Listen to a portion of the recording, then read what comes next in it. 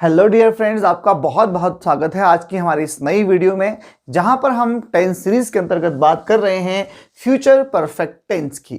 इससे पिछली वीडियो में हमने बात की थी फ्यूचर कंटिन्यूअस टेंस की, जिसमें हमने देखा था कि विल और शेल के साथ बी का प्रयोग होता है और वर्ब की आईएनजी फॉर्म का प्रयोग होता है। इससे पहले भी हम यहाँ पर पास्ट टेंस और प्रेजेंट टेंस को डिटेल में यहाँ पर आपके लिए वीडियो प्रोवाइड कर चुके हैं। यदि आपने वे वीडियोस नहीं देखी हैं तो आप हमारी प्लेलिस्ट में जाकर के वे वीडियोस दे सकते हैं, जहां पर हमने सारे के सारे पार्ट्स को बहुत ही आसान तरीके से बेसिक लेवल पे आपको समझाने का प्रयास किया है एग्जाम्पल की हेल्प से। आज अभी हम इस वीडियो में बात करेंगे फ्यूचर परफेक्ट टेंस की, लेकिन उससे पहले हमने जो आपके लिए कुछ क्वेश्चन दिए थे फ्यूचर कंटिन्यूअस टेंस के, उनको सॉल्व कर लेते हैं। तुम पढ़ रहे होगे, तो इसका क्या बन जाएगा? आपने खुद प्रयास किया होगा। तुम, यू विल बी, तुम पढ़ रहे होगे, यू विल बी, और लग जाएगा पढ़ने को बोलते हैं स्टडी, तो क्या हो जाएगा आईएनजी, तो यू विल बी स्टडीइंग। दूसरा था सीता गाना गा रही होगी, तो इसका बन जाएगा Sita will be singing, Sita will be singing a song. और क्या वे बाजार जा रहे होंगे, तो यहां पर इंट्रोगेटिव सेंटेंस है तो विल आगे आएगा, तो will they be going to market, going to market.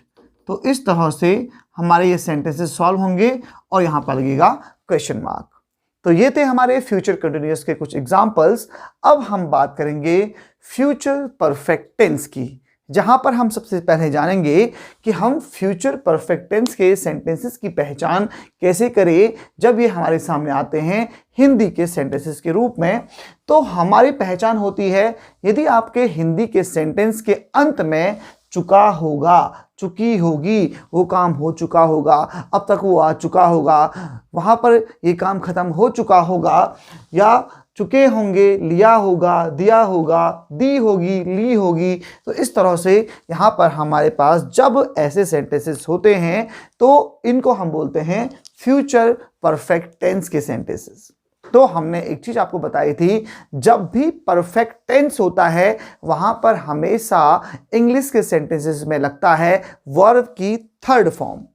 और बात की थी परफेक्ट यदि होगा, अभी यहां पर क्योंकि फ्यूचर है तो यहां पर हो जाएगा विल हैव, तो विल हैव जो होगा। लेकिन एक और बात हमको यहां पर बतानी है आपको, तो विल हैव के स्थान पर कभी कभी वुड हैव का भी यूज होता है। वो कहां पर होता है?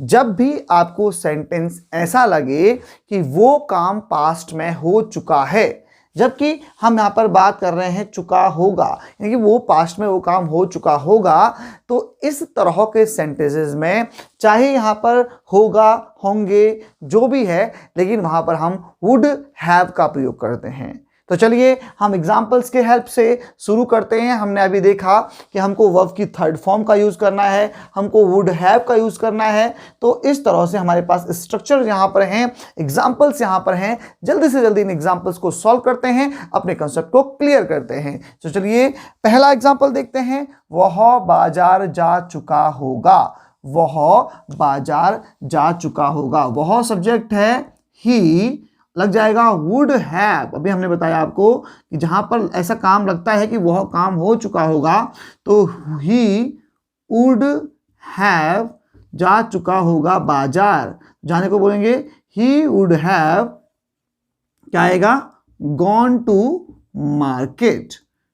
तो इस तरह से he would have gone to market. Negative बन जाएगा he would not have gone to market। और हम अगर इंट्रोगेटिव की बात करें तो would आएगा आगे, तो क्या बन जाएगा, would he have gone to market। तो यहां पर इसका इंट्रोगेटिव सेंटेंस बन गया है क्या वह बाजार जा चुका होगा? Would he have gone to market? क्या वह बाजार नहीं जा चुका होगा? He would not have gone to market. क्या वह बाजार नहीं जा चुका होगा?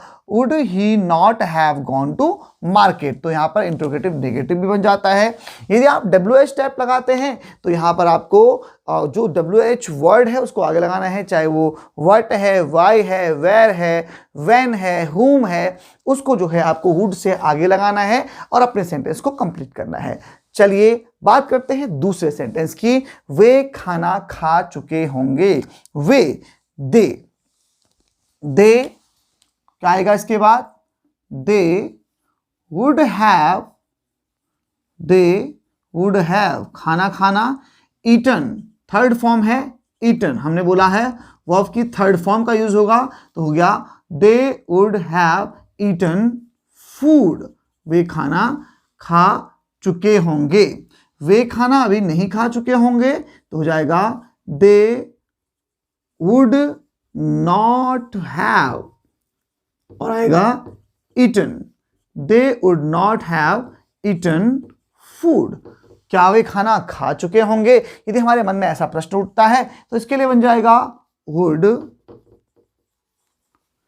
दे हैव ईटन फूड। क्या वे खाना खा चुके होंगे और लग जाएगा क्वेश्चन मार्क। तो आपने ये नोट कर लिया होगा जो हमने पिछली एक्सरसाइज आपको बताई थी। तो इसके बाद हम जो है इसको यहाँ पर इरेज कर देते हैं और आपको बताते हैं इसके बाद दूसरा एग्जाम्पल, जो हमारे पास अगला एग्जाम्पल है वो क्या है। तो देखते हैं अगला एग्जाम्पल है तुम पत्र लिख चुके होंगे। तुम तो आएगा यू और फिर वही यू वुड हैव लिखने के बोलते हैं राइट, रोट, रिटन। तो you would have written a letter. तुम पत्र नहीं लिख चुके होंगे। You would not have written a letter. तो वीडियो को आप लास्ट तक जरूर देखिएगा, आपको बीच में यहाँ पर वीडियो को क्विट नहीं करना है। तो यहाँ पर जब आप ज़्यादा से ज़्यादा एग्जाम्पल्स करते हैं, प्रैक्टिस करते हैं, तो वो कॉन्सेप्ट आपके दिमाग में हमेशा के लिए बैठ जाता है। तो आप ऐसा ना सोचें कि आपने एक एग्जाम्पल कर दिया है या दो एग्जाम्पल कर दिए हैं, अब तो हमको रूल्स पता चल चुके हैं, अब हम खुद कर लेंगे, तो वीडियो को आधे से ही क्विट कर दिया। ऐसा काम नहीं करना चाहिए। जितने ज़्यादा आप एग्जाम्पल प्रैक्टिस करते हो उतना ज़्यादा आपको ये चीज़ हमेशा के लिए याद रहती है। इसके बाद यदि हम बोलते हैं क्या तुम पत्र लिख चुके होंगे, तो इसका बन जाएगा वुड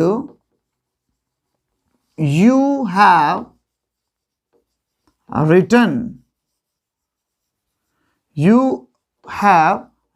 a letter। क्या आप पत्र लिख चुके होंगे। अगला सेंटेंस है राम खेलने जा चुका होगा। तो क्या बन जाएगा Ram would have gone। Ram would have gone to play। Ram खेलने जा चुका होगा। क्रिकेट होगा तो क्रिकेट, फुटबॉल होगा तो फुटबॉल, कबड्डी होगा तो कबड्डी। तो Ram would have gone to play cricket, play football. इसी तरीके से राम खेलने नहीं जा चुका होगा। Ram would not have gone to play। Ram खेलने नहीं जा चुका होगा। क्या राम खेलने जा चुका होगा, तो इसका बन जाएगा would Ram have gone to play और लग जाएगा क्वेश्चन मार्क। तो इस तरीके से हम यहां पर फ्यूचर परफेक्ट टेंसेस को बनाते हैं। पॉजिटिव सेंटेंसेस को इस स्ट्रक्चर से, नेगेटिव सेंटेंसेस को इस स्ट्रक्चर से और इंट्रोगेटिव सेंटेंस को इस तरीके से। तो यहाँ पर हमने सीखा कि जब भी हमने फ्यूचर यहाँ पर परफेक्ट टेंस को बनाया, वहाँ पर हमने वर्ब की थर्ड फॉर्म का यूज़ किया और साथ में यूज़ किया वुड हैव का। तो आप काफ़ी ये कॉन्सेप्ट आपके दिमाग में आ चुका होगा। इसके बाद हम पढ़ेंगे फ्यूचर परफेक्ट कॉन्टिन्यूअस टेंस। साथ में अभी आपके लिए कुछ एग्जाम्पल्स हैं जिनको आपको प्रैक्टिस करना है और इनके आंसर्स को आपको कमेंट करना है। तो पहला आपके लिए सेंटेंस है, राम बाजार क्यों गया होगा? क्वेश्चन मार्क है, इंट्रोगेटिव सेंटेंस है। वह वहां कैसे गई होगी? और ये क्वेश्चन है आपके लिए। तीसरा प्रश्न, क्या उसने तुम्हें कल देखा होगा? तो ये 3 क्वेश्चन हैं, आपको इनको सॉल्व करना है, प्रैक्टिस करना है, इस तरीके से जो है कमेंट में आपको लिखना है। तो दोस्तों मुझे उम्मीद है आपको ये कॉन्सेप्ट जो है क्लियर हुआ होगा और जो इसकी बारीकियां हैं वो समझ में आई होंगी, और इस तरह से आपको अपने दिमाग में जो है इनके रूल्स को बैठा देना है, क्योंकि हम यहाँ पर एग्जाम्पल्स की हेल्प से और अच्छे तरीके से आपको बताने का प्रयास कर रहे हैं। तो मिलते हैं जल्दी ही नेक्स्ट वीडियो में, तब तक के लिए अपना ख्याल रखिए। बहुत बहुत धन्यवाद।